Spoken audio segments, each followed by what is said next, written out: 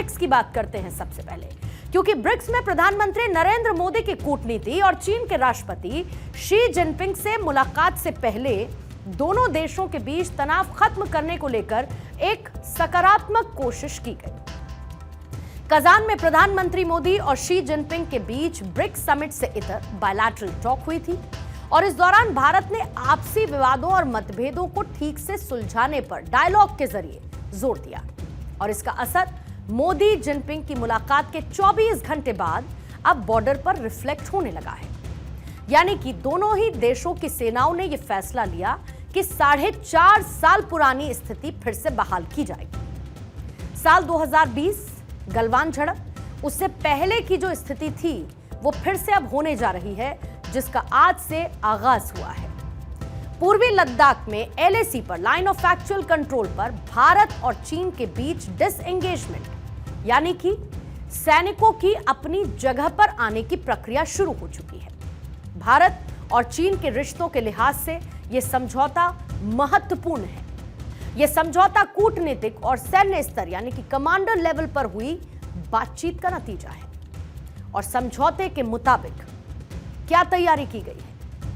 पूर्वी लद्दाख सीमा से भारत और चीन की सेना का पीछे हटना शुरू हो चुका है। दोनों ही सेनाओं ने एक एक टेंट और जो टेम्पररी स्ट्रक्चर वहां पर बिल्ट अप किया था उसको हटाना शुरू कर दिया है।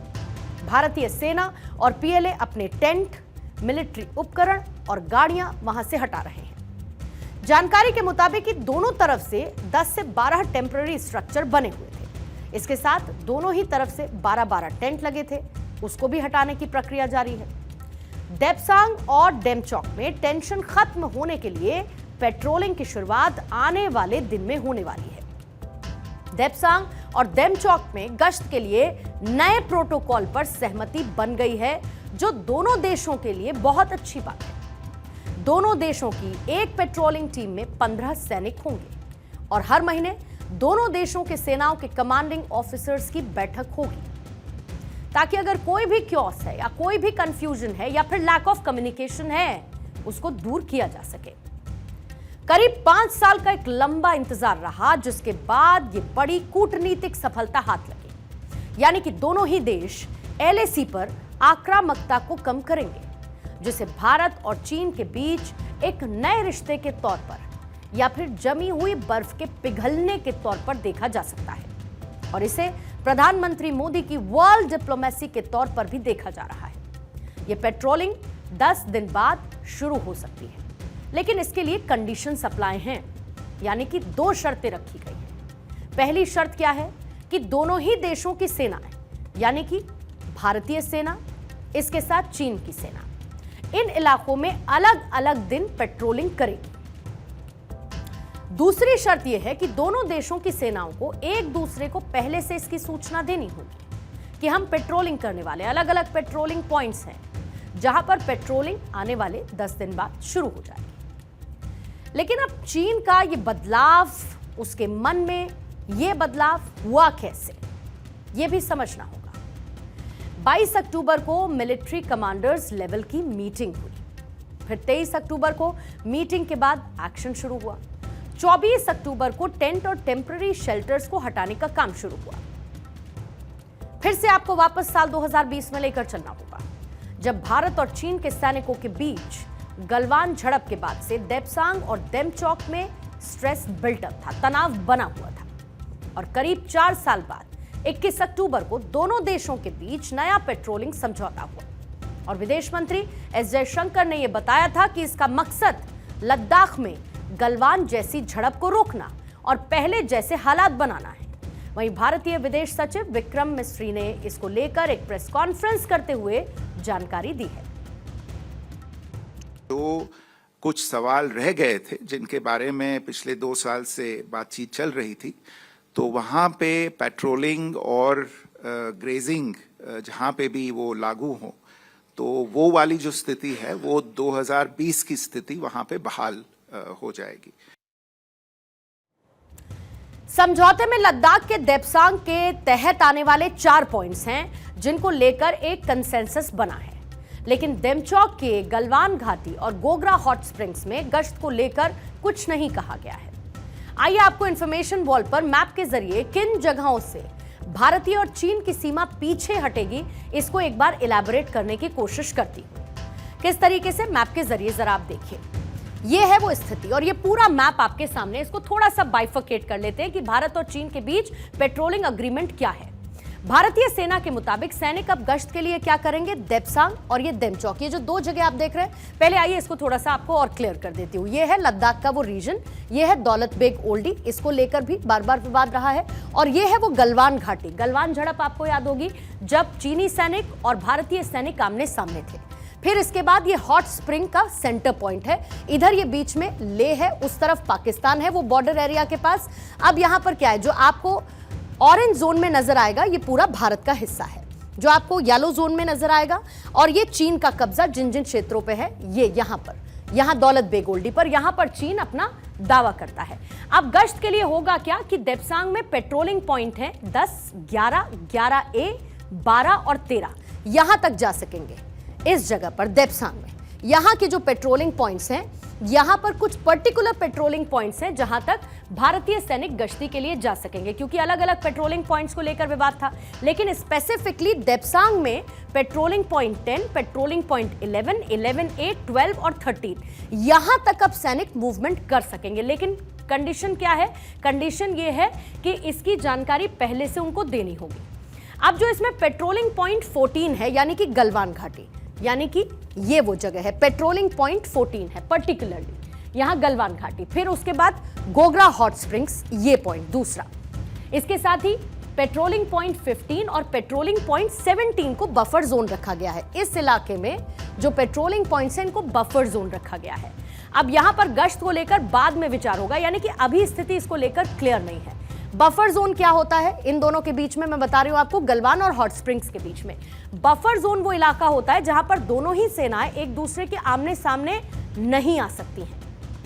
ये जो जोन है वो विपक्षी सेनाओं को अलग करते हैं, यानी कि यहां एक दूसरे के सामने दोनों सेनाएं होने नहीं वाली हैं। जाहिर बात है कि एक बहुत बड़ा डेवलपमेंट है, और डेवलपमेंट इस लिहाज से है कि फाइनली अब एक कंसेंसस बना है, और स्पेशली इन दो जगह देपसांग और देमचौक को लेके। इसको थोड़ा सा और क्लैरिटी से समझते हैं। यूके देवनाथ इस वक्त मेरे साथ जुड़े हुए हैं डिफेंस एक्सपर्ट के तौर पर। यूके देवनाथ सर, बहुत बहुत स्वागत करती हूं आपका, और बहुत ब्रीफ में और बहुत क्लियरली देवनाथ सर समझना चाहती हूं कि अब ये जो डिसएंगेजमेंट और जिस तरीके से जो टेम्पररी स्ट्रक्चर्स थे, इनको उठाने का हटाने का काम शुरू हुआ है देपसांग और देमचौक के लिए, ये कितना बड़ा डेवलपमेंट भारत और चीन के बीच जो बॉर्डर इश्यूज थे उनके रिजॉल्वमेंट के तौर पर, या फिर यथास्थिति जो पहले 2020 से थी उसके तौर पर आप इसको देखते हैं? पूर्णिमा, बहुत बड़ी डेवलपमेंट है। डेवलपमेंट इसलिए भी बहुत बड़ी है क्योंकि 2020 में 15 जून को जो हुआ, जिसमें कर्नल बाबू और 20 हमारे जवान शहीद हुए देश के लिए, उसके बाद से दोनों देशों के बीच में जो एक अविश्वास का वातावरण था, ये उस अविश्वास के वातावरण को ठीक करने के लिए एक पहला कदम है। गौरतलब बात यह भी है कि अब इस डिसएंगेजमेंट के बाद उभय पक्ष जो है एक दूसरे के से थोड़ा सा, पहले था eyeball to eyeball contact, यानी मैं उसकी आंखों की तरफ देख रहा हूं, वो मेरी तरफ देख रहा है, वो गर्माहट कम होगी। दोनों फोर्सेस जो हैं थोड़ा थोड़ा पीछे आ जाएंगी, कहीं पे आधा किलोमीटर, कहीं 1 किलोमीटर, कहीं पे 2 किलोमीटर। इस से होगा क्या, होगा ये कि बाय मिस्टेक पेट्रोलिंग के दौरान, लॉन्ग रेंज पेट्रोलिंग के दौरान कभी हो सकता है कि पेट्रोलिंग के दौरान दोनों पेट्रोल पार्टीज आमने सामने आ जाएं, थोड़ा गर्म माहौल हो जाए, हथियारों का इस्तेमाल हो जाए। हथियारों का इस्तेमाल ना भी हो तो जैसे कि जून 2020 में हुआ था कि उभय पक्ष ने जो भी हाथ में मिला, पत्थर, लाठी, डंडे, कटीली तार, उसमें युद्ध हो गया था, गुत्थम गुत्था हो गया था। एम उस तरह के एक सिचुएशन को अवॉइड करना है। जी पूर्णिमा। देवनाथ सर, एक और सवाल बस आपसे लूंगी और उसके बाद आपका शुक्रिया करूंगी।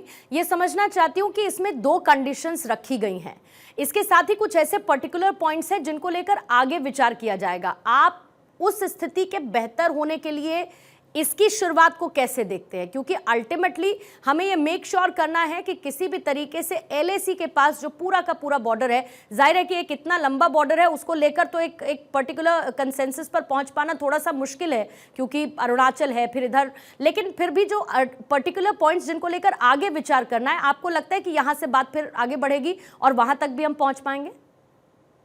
पूर्णिमा, कॉन्फिडेंस बिल्डिंग मेजर्स के तहत अब ये तय कर लिया गया है कि कोर कमांडर लेवल पे, जिसपे कि ऑलरेडी 21 टॉक हो चुके हैं, उनको भविष्य में भी कंटिन्यू रखा जाएगा। दूसरी बात है कि हमारा विदेश मंत्रालय लगातार चीन के विदेश मंत्रालय के संपर्क में है और सबसे बड़ी कोशिश ये है कि एलएसी में अगर कोई विवाद है तो उसे बातचीत के जरिए सॉल्व किया जाएगा। आस्ते आस्ते आपने देखना है कि आने वाले समय में उभय पक्ष ने, हमने 50,000 सोल्जर्स, टैंक तो बख्तरबंद गाड़ियों को वहां पे तैनात किया हुआ है। इंडियन एयरफोर्स वहां के आसमान पर रोज गश्त दे रही है। ऐसा ही पाकिस्तान, चीन की फौज भी कर रही है। तो एम यह है कि बातचीत के द्वारा इस तनाव को कम किया जाए और एक समय ऐसा भी आएगा आज से कुछ समय के बाद, अगले साल की शुरुआत में, जैसे ही बर्फ पिघलेगी अगले साल मार्च अप्रैल में, कि हम अपने जो हैवी इक्विपमेंट हैं, लीदल वेपन्स हैं, बड़ी बड़ी तोपें हैं, उनको आस्ते आस्ते पीछे खींचना शुरू करेंगे। तो मेरे ख्याल से बड़ी अच्छी शुरुआत है। इसके बाद भविष्य में आने वाले समय में राजनीतिक बैठ के तय करेंगे कि सीमा कहां पर है। बिल्कुल बिल्कुल, इसको एक सकारात्मक पहल के तौर पर देखना भी चाहिए, जिसका असर जमीन पर यानी कि एलएसी के पास दिखने भी लगा है। Thank you so much UK Debnath sir for joining me. आगे बढ़ते हैं और इसी खबर को थोड़ा सा और इलैबोरेट करते हैं, क्योंकि भारत और चीन के बीच एलएसी पर 5 ऐसी जगह हैं, जैसे कि देपसांग है, देमचौक है, गलवान घाटी, पैंगयोंग और साथ ही गोगरा हॉट स्प्रिंग, जिनको अभी मैंने मैप में आपको रिफ्लेक्ट किया। यहां पर दरअसल संघर्ष की स्थिति रहती है। आप याद करिएगा 15 जून 2020 का दिन, जब गलवान में दोनों देशों की सेनाओं के बीच झड़प हुई थी, आमने सामने हो गए थे, और तब से हमारी सेना एलएसी पर सिर्फ कुछ इन इलाकों में पेट्रोलिंग नहीं कर पा रही थी जहां पर इस घटना से पहले किया करती थी, यानी कि भारतीय सेना को वहां से विड्रॉ करना पड़ा था। गलवान हिंसा के बाद भारतीय सेना ने कई स्पेशल ऑपरेशंस चलाए और इन ऑपरेशन के बाद चीन इतना दबाव में आया कि उसने लद्दाख में एलएसी पर कई इलाकों में डिसएंगेजमेंट की प्रक्रिया शुरू कर दी थी। और ये जो डिसएंगेजमेंट हुआ वो अलग अलग फेजेस में हुआ, अलग अलग चरणों में किया गया। लेकिन गलवान घाटी के पास देपसांग और देमचौक के इलाके में डिसएंगेजमेंट को लेकर सहमति नहीं बन पा रही थी। चीन किसी भी सूरत में पीएलए को पीछे नहीं करना चाहता था, जबकि भारत की मांग यह थी कि वो तभी समझौते के लिए तैयार होगा जब चीन की सेना यानी कि पीएलए देपसांग और देमचौक से पीछे हटेगी, वहां पर डिसएंगेजमेंट होगा। अब ब्रिक्स समिट याद करिए, प्रधानमंत्री मोदी ने चीन के राष्ट्रपति शी जिनपिंग से बायलैटरल टॉक के दौरान यह कहा था कि सीमा पर शांति और स्थिरता बनाए रखना हमारी प्राथमिकता होनी चाहिए। सुनिए क्या कहा था प्रधानमंत्री। हमारा मानना है कि भारत और चीन के संबंधों का महत्व केवल हमारे लोगों के लिए ही नहीं, लेकिन वैश्विक शांति, स्थिरता और प्रगति के लिए भी हमारे संबंध बहुत अहम है। पिछले 4 वर्षों में उत्पन्न हुए मुद्दों पर बनी सहमति का हम स्वागत करते हैं। सीमा पर शांति और स्थिरता बनाए रखना हमारी प्राथमिकता रहनी चाहिए। और इससे इतर शी जिनपिंग ने बेहतर कम्युनिकेशन का जिक्र किया था। दरअसल मोदी की कूटनीति का असर चीन पर पड़ा है और तभी चीन के राष्ट्रपति शी जिनपिंग ने ब्रिक्स मीटिंग के दौरान यह कहा था कि भारत और चीन की दोस्ती दुनिया के लिए मिसाल बने। जिनपिंग ने यह कहा था कि प्रधानमंत्री जी, कजान में आपसे मुलाकात करके बहुत खुशी हुई और हमारी ये मुलाकात 5 साल बाद हो रही है। चीन और भारत दोनों ही प्राचीन सभ्यताएं हैं। दुनिया के 2 विकासशील देश ग्लोबल साउथ के अहम सदस्य हैं। अगर हम अपने संबंधों की दशा और दिशा को आगे बढ़ाते हैं तो दोनों ही देशों को फायदा होगा। दोनों देशों को लगातार एक दूसरे से बात करती रहनी चाहिए। हम दोनों को आपसी विवादों और मतभेदों को सलीके से बातचीत के जरिए सुलझाया जाना चाहिए। चीन का ये जो बदलाव है वो आज भारत की बढ़ती हुई दुनिया के मंच पर एक साख का नतीजा है। आज जब चीन भारत के साथ समझौते की टेबल पर आया तो उसका ये बदलाव उसके लिए भी फायदेमंद साबित होगा।